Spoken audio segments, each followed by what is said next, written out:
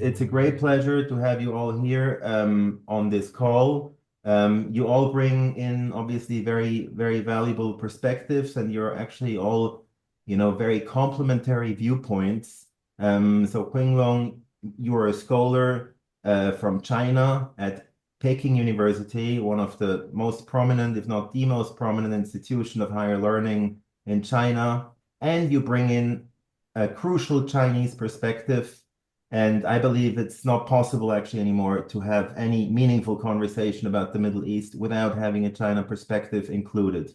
Resul, of course, you are a senior international correspondent of Al Jazeera English.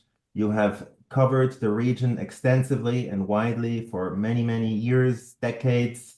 There is probably no single major event in the Middle East during the last 15 to 20 years where you have not been personally on the ground reporting from the place where it was happening. So you bring in a very rounded, viewpoint into this discussion. And Paul, finally, last but not least, you are a very high-level, foreign service official. Of course, you also have worked on the intersection between the State Department and the Department of Defense. On specifically the Russia dossier, and it's really great to have you on board as well.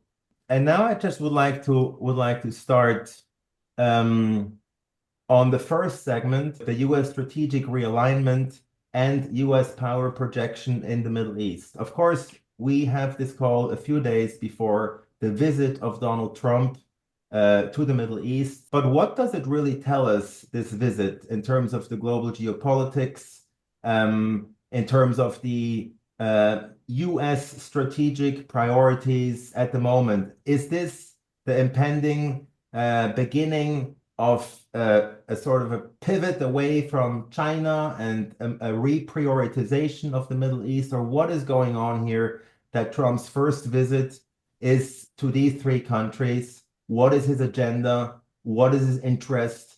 How do we conceptualize and how do we understand this visit? And I would like to start with you, Paul. Please go ahead. Thank you, Victor. I don't think that we can interpret this trip as a pivot away from China and back toward the Middle East. It is, if we take a step back, I think we have to realize how remarkable it is an American president's first foreign trip is to Saudi Arabia. And that in the case of Mr. Trump, he's actually doing this twice. This visit happens in the context of a long-term effort by the U.S. to slowly extract itself from security commitments in the Middle East. This is an effort that was begun under President Obama, continued under President Trump the first time around, continued under President Biden, and now the Secretary of Defense on May 1st has formally tasked the development of a new national defense strategy that will likely reinforce that as a long-term goal. But I would not see this trip primarily as a security endeavor. I think this happens in the context of a politically difficult and tenuous situation for President Trump at home. I think it's important to him in the context of the backlash to his trade and tariff policies to be seen as a deal maker. And I think he's going to want to conclude both tangible arrangements with these three countries. There are plans in the works for Qatari Airways to purchase up to 200 wide-body aircraft from Boeing. The State Department about 2 weeks ago approved a sale of $3.5 billion in mid-range missiles to Saudi Arabia. And I think that those kinds of concrete transactions are going to be front and center and are going to be celebrated. We're also likely to hear a lot about investment pledges. Saudi Arabia has made a long-term investment pledge of $600 billion in the U.S. President Trump would like to get similar commitments from the other two places he's visiting, and he'd probably like to get the Saudis to up that to $1 trillion. Investment pledges are great. There's no enforcement mechanism. There's no follow-up. They can be announced and then celebrated right away as great successes. when a diplomatic service or a bureaucracy prepares a trip like this, you usually divide the briefing materials into key points that you want your principal to raise, and then an if raised section of questions that you expect the interlocutor to raise, but don't necessarily want to talk about yourself. And I think in this case, the if raised section of President Trump's briefing materials are likely to be much longer than the active points that he's seeking himself. I think that the Gulf interlocutors are going to want clarity about his tariff policies. There's likely to be some dispute over oil prices, with Saudi Arabia reliant upon a long-term increase or at least maintenance of minimum oil prices, and President Trump, for domestic reasons, seeking to lower them. There are going to be questions about U.S.-Iran policy, where there have been mixed signals coming from different members of the administration. And I think there are going to be serious questions about U.S.-Israeli relations and Israeli actions in Gaza, which seem to have been escalating in recent days. Now, you mentioned that there's not a stop in Israel planned. I would not be surprised if there were a surprise stop in Israel. There was Israeli Minister Ron Dermer was in Washington yesterday, was at the White House. The Israelis have been lobbying heavily to add a stop in Jerusalem to this trip. Thanks a lot, Paul. And on this point, Resul, I want to come to you now. You're sitting in Tehran as we speak. How is the view from Tehran? How do they talk about this visit? How do they interpret it? Well, the Iranians are taking this visit extremely serious, and I agree with Paul that primarily the importance of this trip is going to be the economic consequences of that. Trump is primarily aiming to sign the deals that are worth of billions and hundreds of billions of dollars. However, the timing of it is inevitably making it also a geopolitical visit as well. On one hand, the war is still ongoing in Gaza, and on the other hand, there are talks that are on the way with Iranians. The Iranian foreign minister is going to be in Saudi Arabia.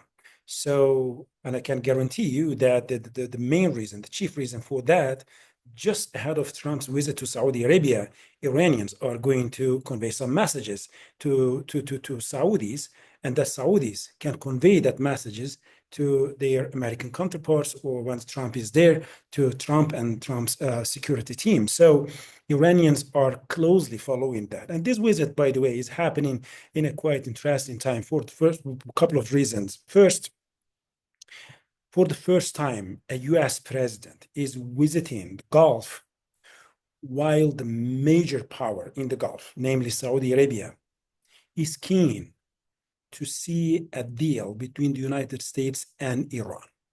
So Saudis are in favor of a deal, maybe not 100% normalized relations, maybe not 100% and Iran that is reconnected with the world financially, politically. However, Saudis are quite clear. They want to see a deal between the United States and Iran. And that is quite unique because remember, just in 2015, when the deal was announced, two actors in the region were mostly quite disturbed and quite unhappy about the deal. And one of them was Saudi Arabia, and the second was Israel. This time, we can see that Israelis are still against the deal, but Saudi's position has changed dramatically. And just considering the fact that in recent years, the relations between Tehran and Riyadh also have been improving dramatically, that's quite a new positive element. For the first time, a United States president is visiting the country while the major Gulf country, Saudi Arabia, is keen to see a deal. And second, this deal is happening just days after the United States announcing a deal, an agreement with Houthis. Imagine just shortly after October 7th, we have seen that Houthis got involved directly or indirectly in the war that's ongoing in Gaza, and they have been targeting the ships that are in a trade deal or heading or coming from the Israeli ports. And the main condition of the Houthis to stop attacking some of the ships or stop attacking Israel was to Israel to put an end to its war that's ongoing in Gaza. But now, interestingly, the USA has agreed on a deal with the Houthis without Israelis being involved. So the USA has, to a certain extent, disassociated itself from Israel when it comes to Houthis. And you will naturally imagine that such a deal with the Houthis has not happened without Iranians being involved. So Iranians indeed have helped this deal to be signed. Another positive element is that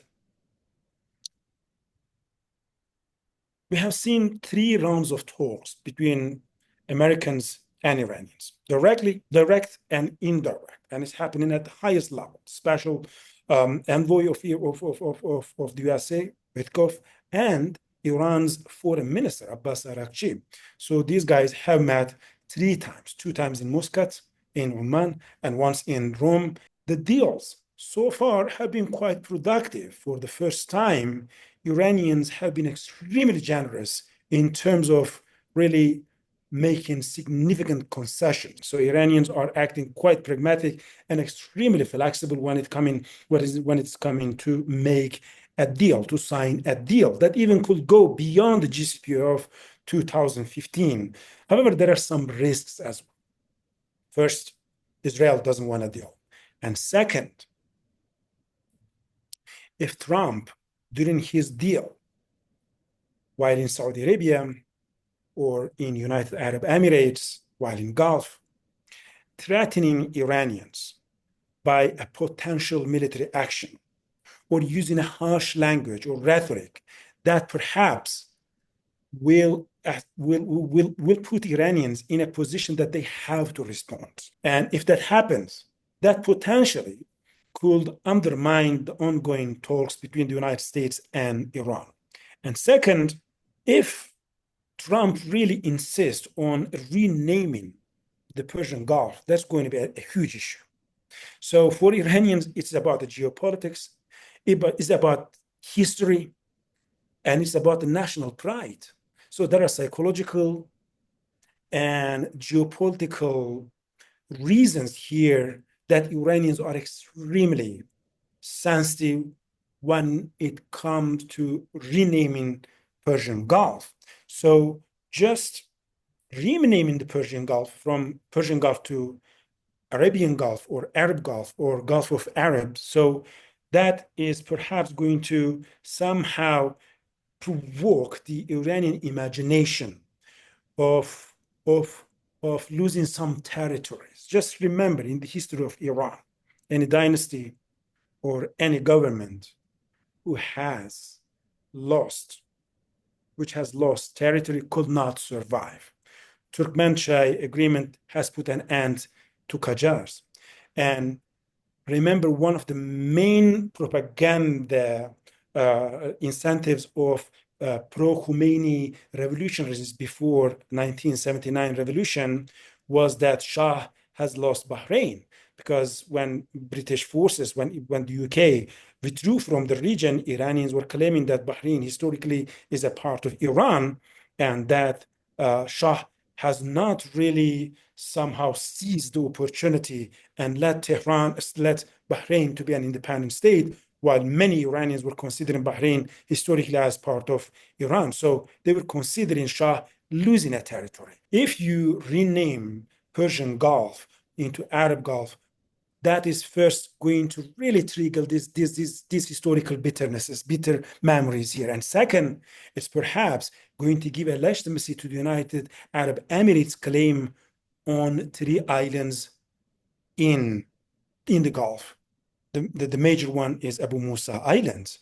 So once you rename this Gulf as the Arab Gulfs, you are giving a legitimacy to the United Arab Emirates claims over these islands, which practically are effectively under Iranian control, but United Arab Emirates claim that they are a part of UAE. And in that sense, it's also going to perhaps undermine not only the ongoing talks between the USA and Iran, but also is going to sour or maybe cause a kind of bitterness or a deterioration in between the Iranian and the Gulf relations as well. Thanks, Resul. And I want to come to you now, Qinglong.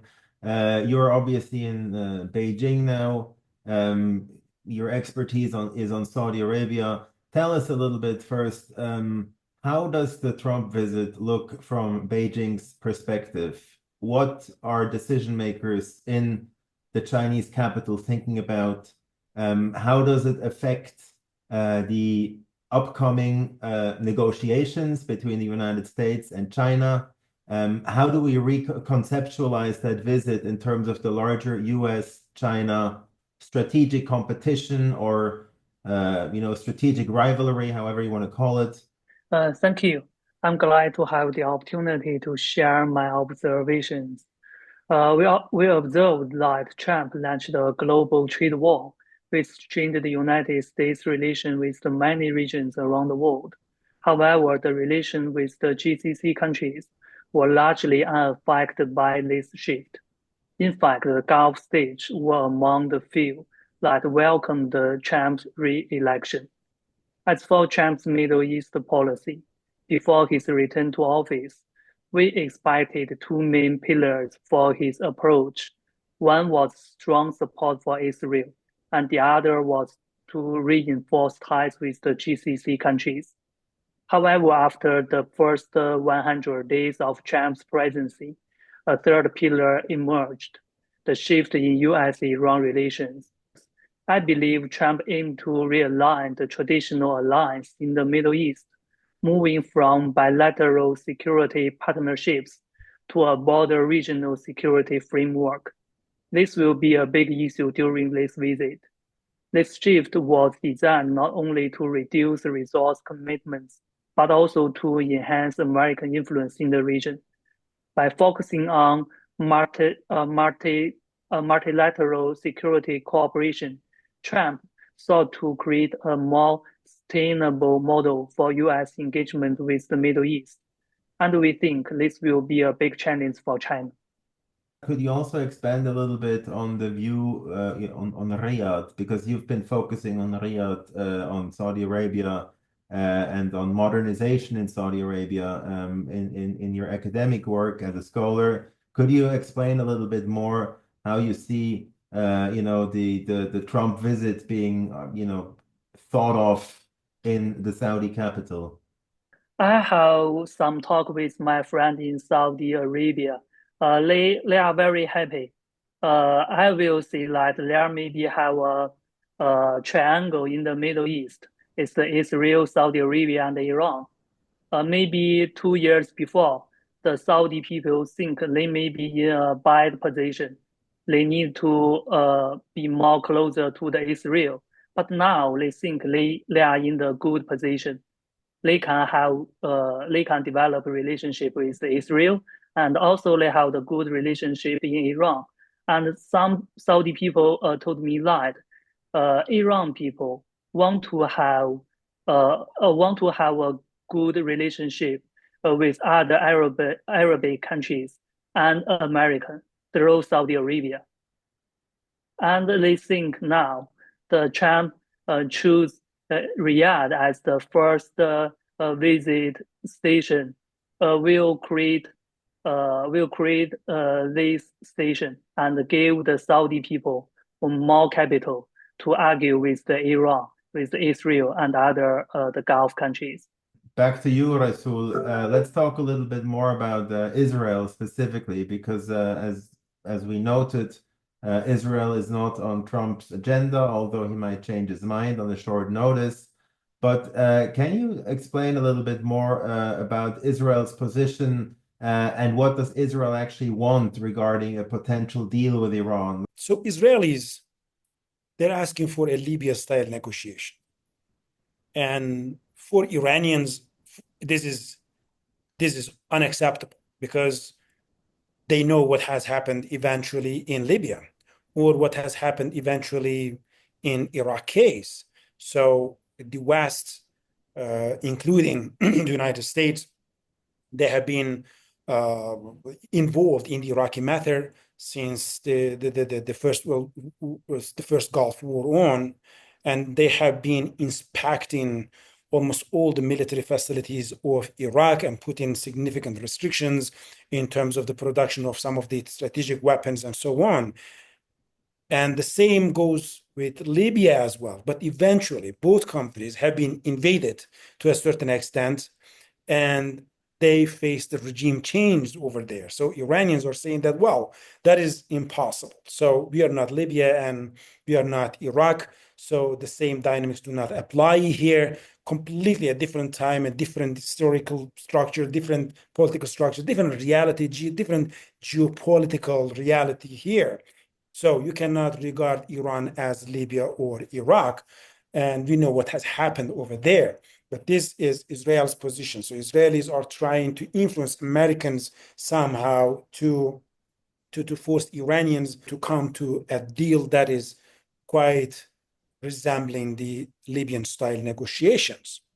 So, as I said, that is impossible for Iranians. However, having said that, Iranians have been extremely generous. I think American teams, negotiating teams, were quite surprised by astonished by what Iranians have offered. That the Iranians simply accepted to reduce the uranium enrichment from over 60% to 3.67%. Geopolitical realities are not in favor of Iran. So Iran has been losing the ground in Lebanon, has lost Syria, is in a difficult position in Yemen, and now many of the Iran-affiliated Iraqi non-state actors, including the Iraqi state itself, they're trying to a little bit disassociate themselves from Iran or put a distance with Iran. Nowadays, being in the same pictures with Iran is definitely not promising for anyone. So Iran, maybe for the first time since 2.5 decades, is in such a dangerous geopolitical reality, and Iranian authorities are well aware of that. That's why, unlike 2013, when the negotiations started between the Americans and Iranians in Muscat, that ended up 2 years later signing a GCPOA in 2015, back then, the Iranian political structure was quite fragmented, whether to support the talks or not. Remember, it was like seen as an initiation taken by the government, Hassan Rouhani's government, but people were thinking that, that the religious authorities, the military establishment is against it. But now, what we know for sure, the government, the military establishment, and the religious authorities are all on the same page that Iran needs to negotiate a deal with the United States. So this is huge. For the first time, Iran's different political, religious, and military establishment, including even, I will say, the intelligence establishment of the country, they're all on the same page, and they're negotiating a deal because geopolitically they know how in a delicate situation they are. They're also offering Americans that they can have a co-production on Iranian soil with the regional countries being involved. So you understand, they're saying we are ready to share our know-how with the regional countries as well. And they are aiming to normalize the ties with the regional countries, because one of the main criticisms toward Iran was that Iran is not having state-to-state relations, but rather it's building the relations with the non-state actors in the region, which is jeopardizing Iran's relations with the regional states. Now Iranians are saying, well, actually, we are ready to share our know-how with Turks, with the Gulf countries. They can come to Iran. They can send their teams to Iran. And as technical teams, we can do the enrichment all together as well. And also, they're accepting the inspections that goes beyond GCPOA. So simply, without any limitations, without any restriction, they are ready to open up their nuclear facilities to the International Atomic Agency 24/7 without any restriction. That was a great news for the International Atomic Energy Agency, because even in GCPOA, there were some of the restrictions. Now Iranians say they're complete transparency. So the technical teams can come 24/7, monitor all the activities here. So in return, what do they want? They want a deal, if the deal is going to be signed, this to be ratified by the Congress. Because one of the vulnerability of the JCPOA was that it was signed back then by the American administration there, but not fully ratified by the Congress. That was above the president. So, and when Trump came to power, you remember he wanted a new deal, and Iranians rejected it, and then he withdrew from the deal in 2018. So Iranians do not want the same scenario to repeat again. And that's why they're asking for guarantees in that sense, right? A guarantee is that any president or any American government will not change or withdraw from the deal. That's why they're asking the deal to be ratified by the American Congress. Is it easy? I will say it's extremely difficult, because yes, Trump is we can see that he's keen to have a deal, to be seen as a deal maker, or maybe for the other reasons. However, once the deal is going to be coming to the Congress, I think Israelis are going to show a huge influence, not only on Democratic like senators, but on the Republicans as well. And it's going to be extremely difficult to get the proper and enough majority really to ratify that deal. So, and in return, Iranians are also asking lifting all the sanctions, not those who are only related to the nuclear program, but also those who are related to the missiles program, and those which are related to Iran's human rights files.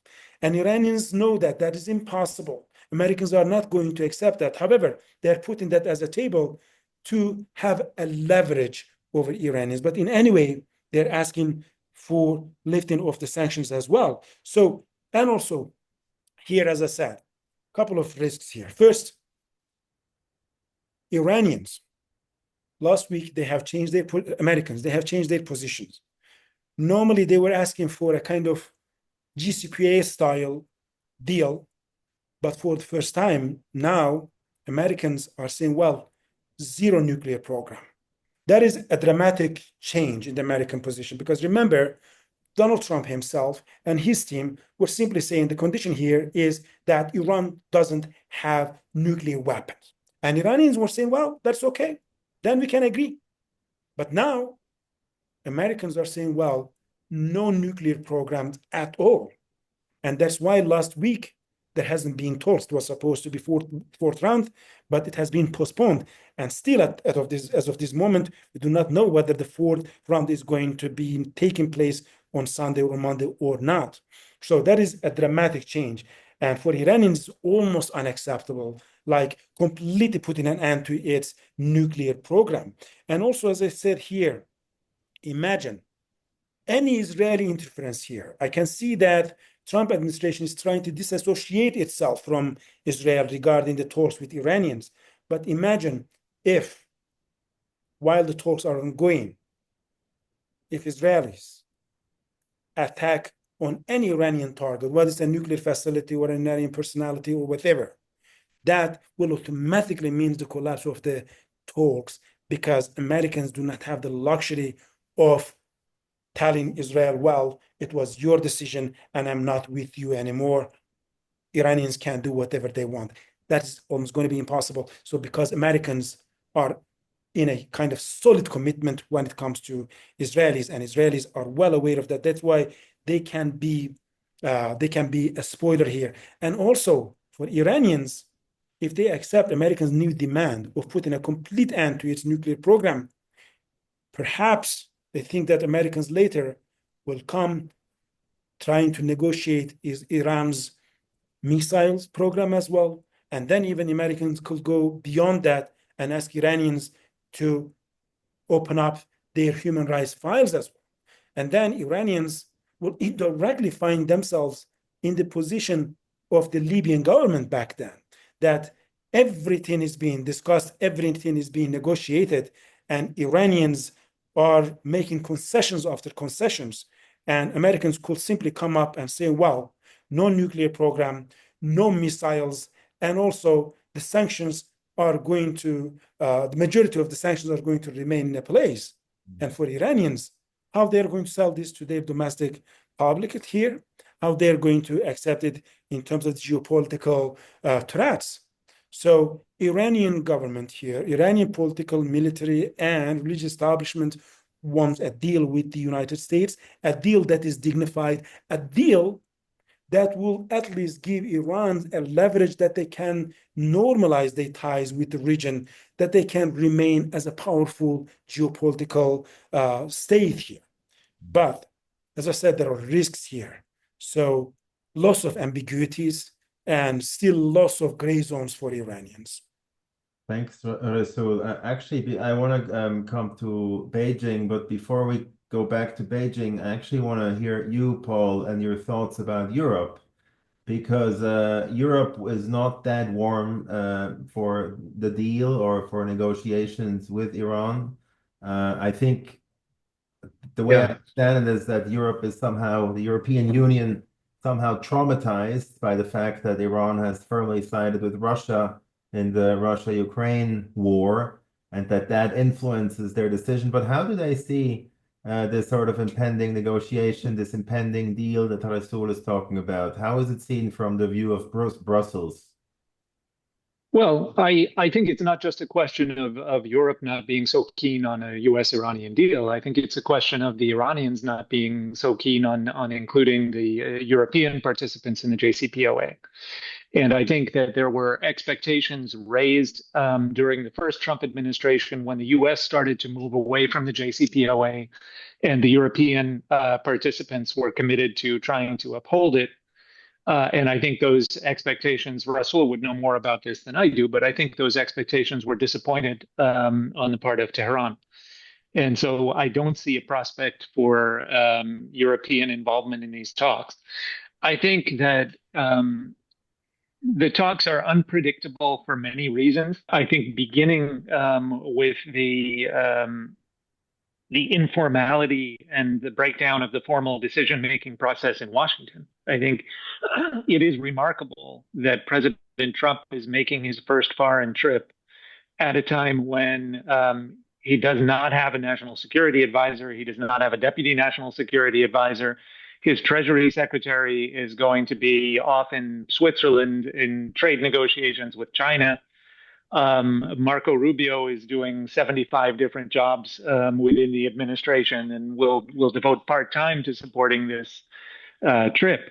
But I think there's a lot of unpredictability based upon the fact that the president and those around him can change their positions based upon who the last person they talk to is. Another point that I would want to underscore that Resul touched on briefly is the role of Russia. And I think that this is another area in which these talks link back to the talks that are going on between Russia and Ukraine and the U.S. Because in order for a final deal to be reached, there has to be some resolution of what Russia's role is in this process, which will require some normalization of relations at minimum between Washington and Moscow. Because I think Iran will insist upon having Russia politically as a co-guarantor. And I think for simple practical reasons, whatever the final contours of a nuclear deal, Iran will find itself in possession of some enriched fissile material that it is not allowed to possess, and it will have to go somewhere. And if Russia is not participating in the process, it's an open question as to what happens to that material. But I also think Resul is absolutely correct in the impact of firm Israeli opposition on the domestic political situation in the United States. And I think that's a question that's going to have to be addressed if this process is to move forward. If I may, two things I can regarding, when it comes to Iran's approach to Europe and, of course, Russia here, that Paul briefly mentioned. For Iranians, it was quite a huge disappointment when in 2018, the United States, back then Donald Trump's administration, when they withdrew from the deal, Europeans had almost nothing to do. So they Europeans found themselves in a position that they can do nothing. And for Iranians back then, they were asking Europeans to continue with the deal regardless of the United States participation. But the European Union could not do that. So then it has been crystal clear for Iranians that actually the deal practically is going to be effective if the United States is in. And the moment that the United States is not in, the deal collapses. So European Union is not a geopolitical force or power that really can continue with any deal that the United States opposes. So that's why Iranians now want to have a deal with the United States. A deal with the United States will automatically mean a deal with the European Union as well. On the other hand, regarding Russian involvement, absolutely, sooner or later, Iranians are going to ask Russians to be heavily involved. And indeed, I will say during the first meeting between the Lavrov and the American envoy to talk about a potential ceasefire agreement regarding the Ukrainian war. So it lasted more than 3 hours. And I will say at least 1/3 of that. What about Iran as well? So even during their first meeting, face-to-face meeting, Americans and the Russian delegations, Iran was at the table, and it was discussed between the two parties. And there is still a possibility that Putin could be in Riyadh actually when Donald Trump is visiting Saudi Arabia. That is potentially possible, not confirmed at this moment, but potentially possible. And even if not, some analysts, some people familiar with the case are expecting that. So you can see that in one way or another, Russians are going to be there and are going to be involved in this process. Thanks. Qinglong, I want to come back to you now. Tell us more about the view from Beijing, specifically regarding the U.S.-Iranian negotiations and potential deal. I'd like to mention that in our view, we see maybe it's the best opportunity for US to have a deal. There are 3 main reasons for this. First, we think maybe Iran's position are limited.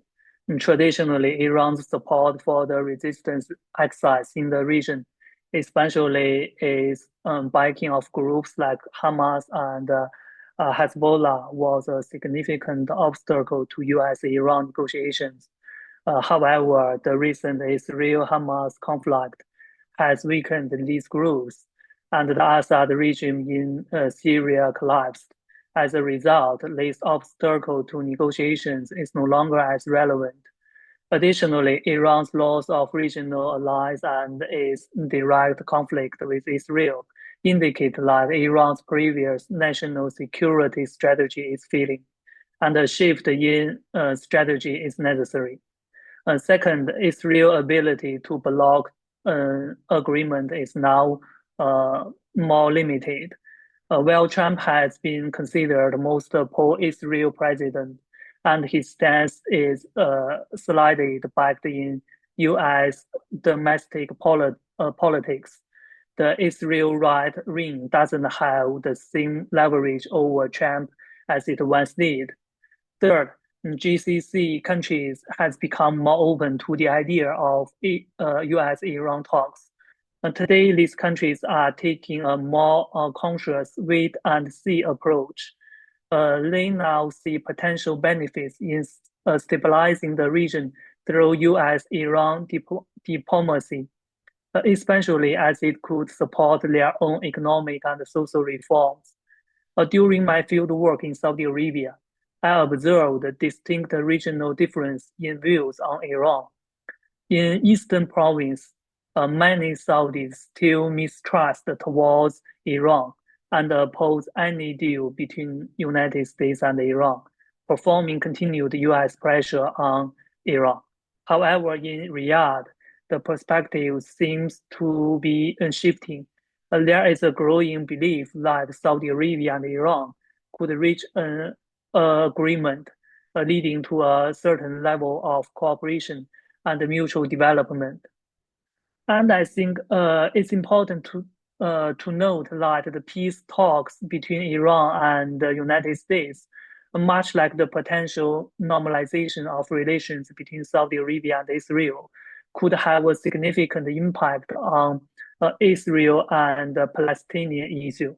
Let's talk a little bit more about the Saudi-Israeli normalization, about the future of the Abraham Accords. I would like to start again with you, Paul. I think that the Trump administration and Donald Trump personally feel very strongly about this. Trump has mused several times about how he feels that he should have been granted the Nobel Peace Prize for the first Abraham Accords in his first administration. And I think he would very much like to follow through and expand upon Arab-Israeli normalization in his second term.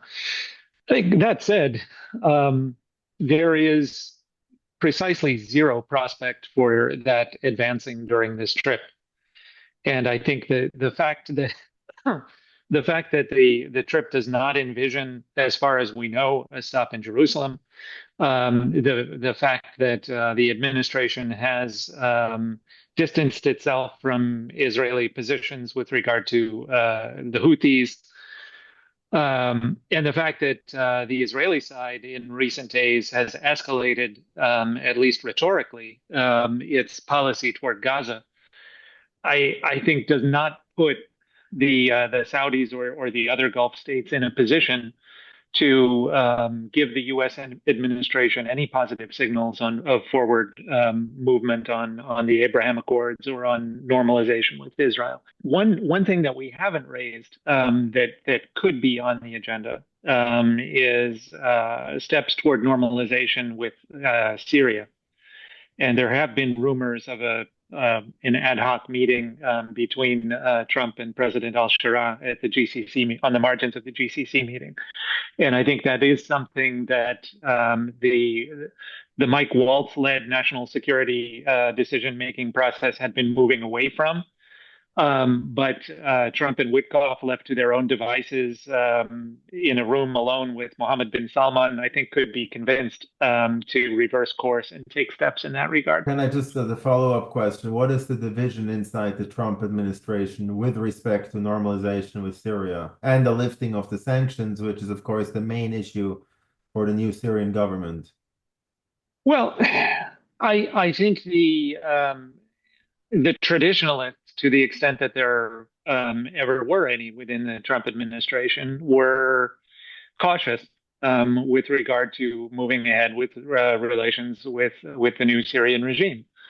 I think those traditionalists are now on their back foot. I think with Waltz gone, I don't think that Rubio has shown a taste for sort of standing up for principled positions in opposition to the president's instincts. So I think the perception right now is that there might be an opening to change course. And I think that's something to watch for during the course of this visit, because I would presume that it's something that the president's hosts are going to be pushing for. And I want to go throw that question also at you, Resul. What's your view on the priorities of the current new Syrian government? Well, indeed, perhaps it was a couple of hours after the fall of Assad regime that I have arrived in Damascus, and perhaps I was the first English-speaking correspondent who has done live reporting from the presidential palace in Damascus. And hours before that, Assad has left the palace. It was quite an unforgettable experience for me as well. So from the first moment on, when the new administration, Syrian administration, led by Ahmed al-Shara, they got into Damascus on. So the first day there was a curfew. It was like a ghost town, and you could see that it's a tense air everywhere. So it was extremely fragile, whether there's going to be a power struggle between the groups and so on, because now we're talking about a Syrian administration However, still it's extremely fragmented. We're talking about dozens and dozens of the armed groups who have been fighting the regime for over the course of 14 years of a brutal war. But the dominant military power back then has been HTS, which is now the crux, the backbone of the new Syrian army that they are attempting to build. So, and it was the fourth day when I met Ahmed al-Shara. It was on the 8th of December that the regime fell.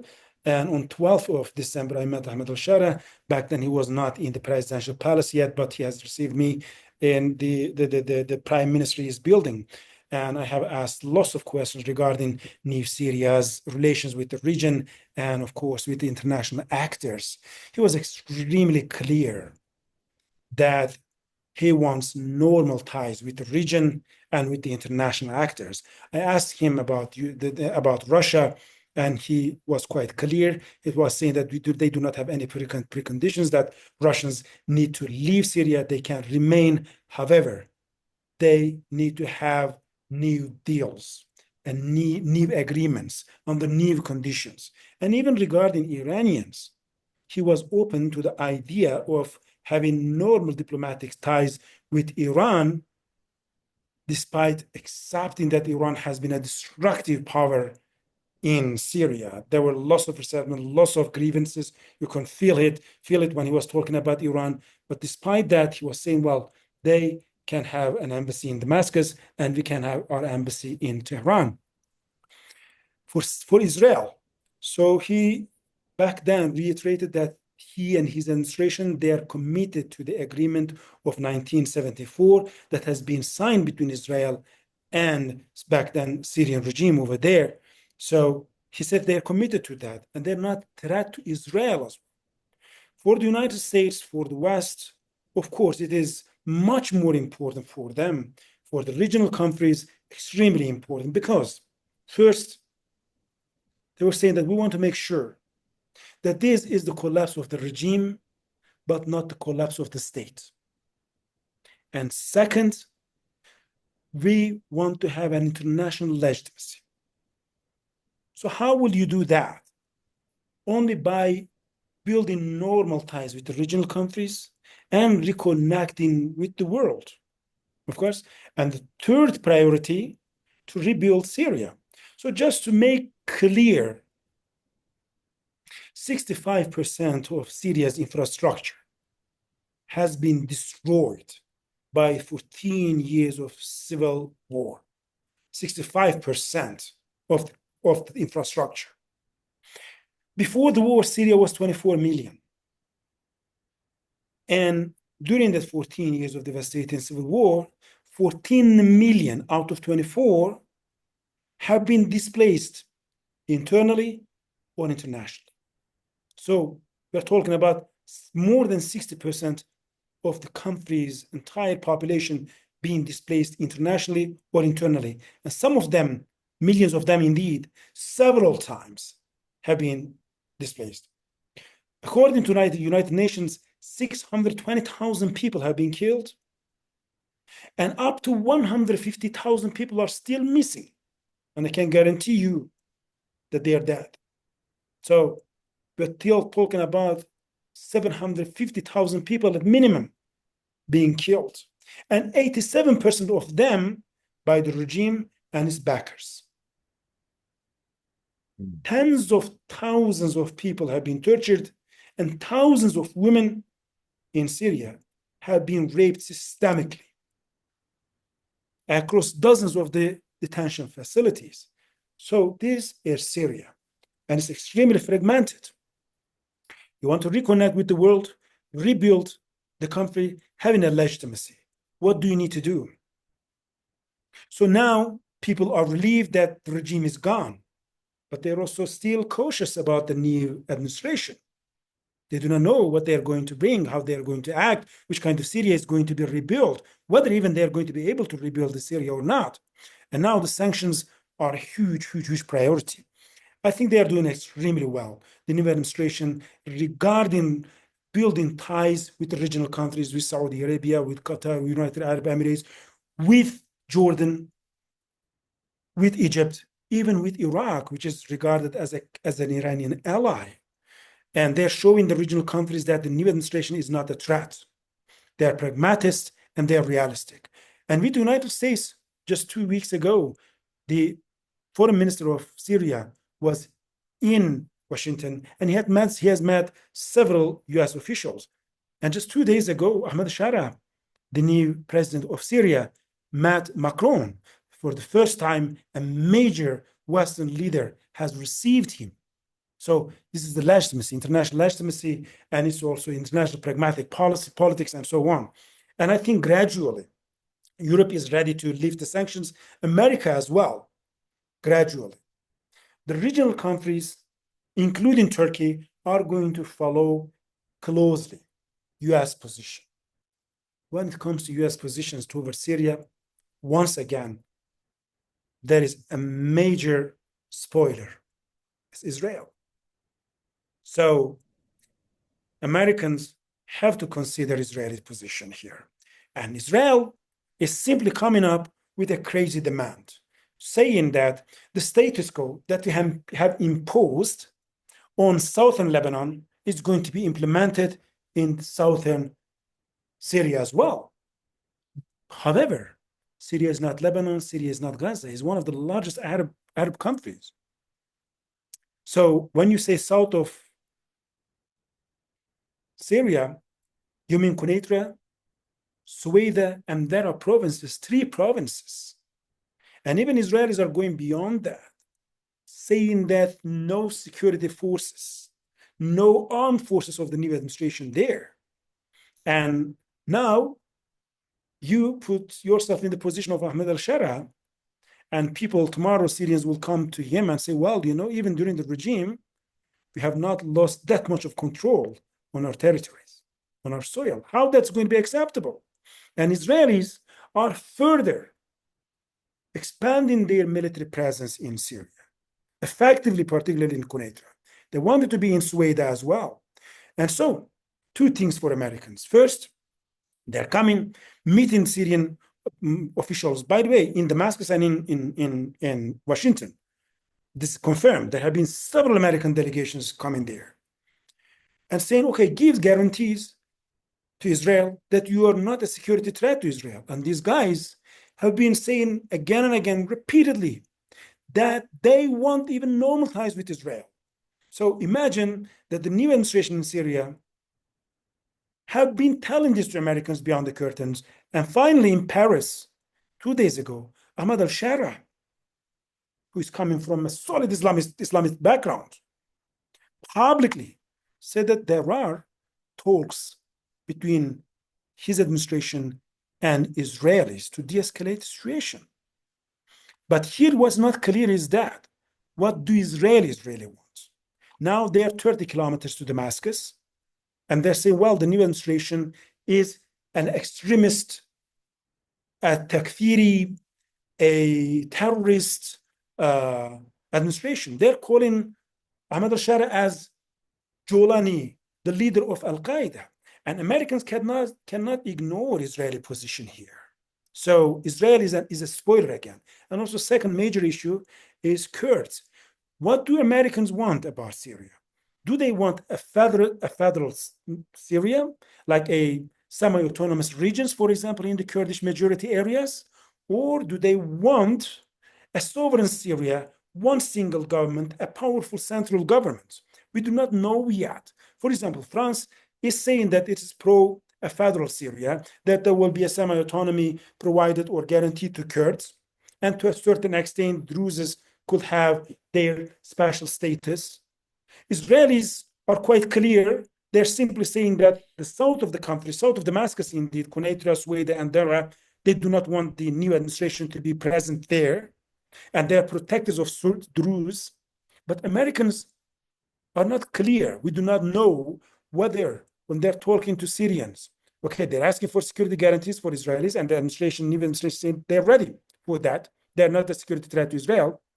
But Americans, whether they're asking to be a federal state, like Iraq model, or not, we do not know yet. So these 2 things are going to be there. And I think Americans and Europeans are not that much in rush really to quickly lift all the sanctions because they believe that these sanctions are the main leverages that through the course of coming years, that they can have an influence over the new administration in Syria. Hey, on Syria, I also want to go quickly talk about the Chinese position because Qinglong, as you know, the TIP, the Turkmenistan Islamic Party, is a very high level security concern for China due to the whole problems in Xinjiang region and the whole Uyghur issue, which is often represented in a very biased way here in the West.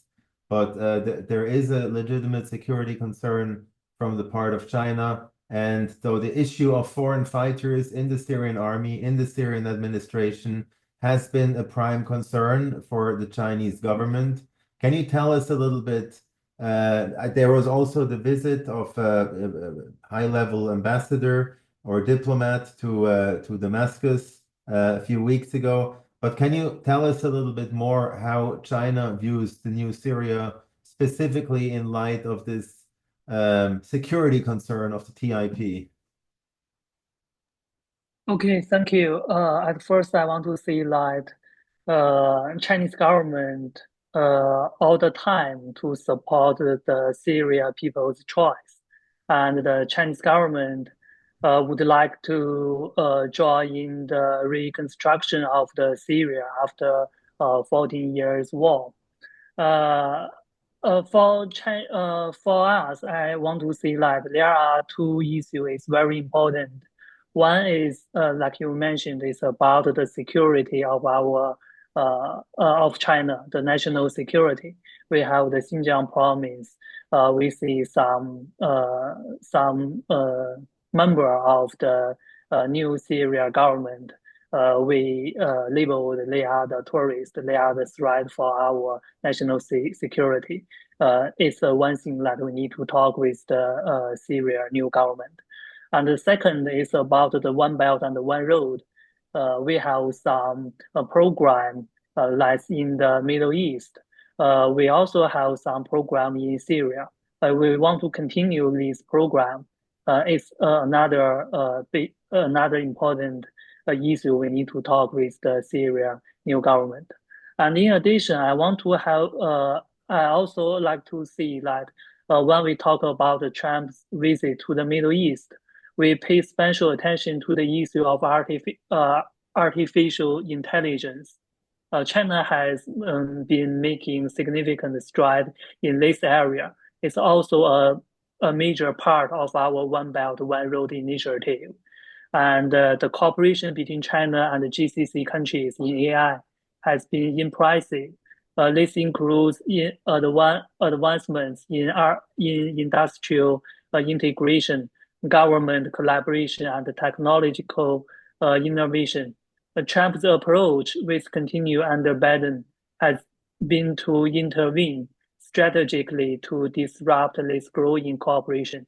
The U.S. has employed a target strategy to leverage its technological and capital advantage, using its dominance in chip production and tech platforms to prevent regional countries from depending their collaboration with China, especially in computing power and oscillation. At the same time, Washington has been pressing these countries to reduce investments in China and increase their investments in the U.S. The U.S. has successfully intervened the UAE's G42 company, convincing it to withdraw from Chinese market and instead partner with Microsoft. There are growing concerns that the U.S. might use this case as a model for further intervention, encouraging other Gulf countries to follow suit. Thank you, Qinglong. And Paul, maybe you could also add a few words on Russia's position in Syria. I mean, we have seen the new government basically protecting the air base and the Russian military installations in Syria.